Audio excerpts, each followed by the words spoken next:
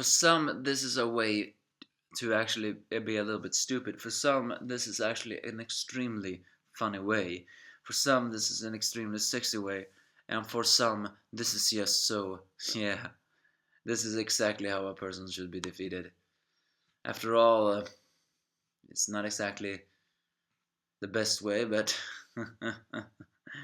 it's a bit sexy and funny that even a man who seems to be a assassin stuff can actually be distracted by sexy too. And that made his defeat a bit ridiculous but funny. And I am talking about the Fire Brigade of Flames, chapter 71. As Tamaki confronts Assault, unfortunately she never actually fights, because she gets into her sexy moments, lands on top of Assault, and many things more. Because, well, turns out that even Assault, who is a cold-blooded killer assassin, cannot keep in his self when he has been distracted by sexy. After all, first Tamaki lands on top of him, then her butt lands on him, as and then the jacket falls apart. Not falls apart, opens up, so we can see a little bit of her butt and her belly button. When he is distracted, Iris surprisingly hits him with an iron ball. As Assault with all right screams, "I will not die like this," because, well, if you think about it, someone who just talked the flashbacks on how he casually could fight off every single one, to die like this, be defeated like this, is actually kind of humiliating. But both Iris and Tamaki destroys them.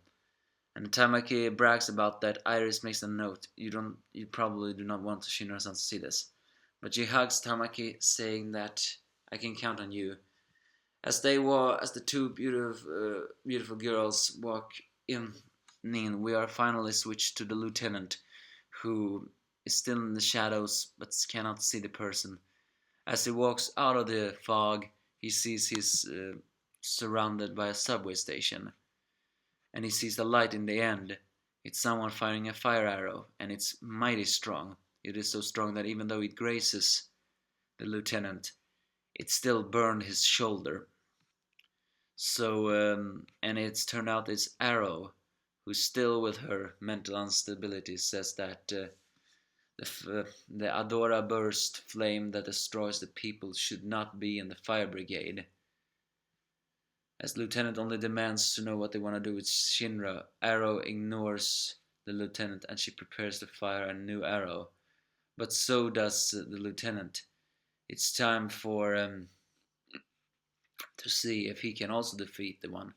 Given the fact that Arrow seems to be one of the co-dragons of Sho, I don't think she'll go down that easy, but I hope. But yeah, I don't exactly understand either why they are so obsessed with the fact that Shinra is in a fire brigade, and why is they so obsessed with the flames that will destroy the people.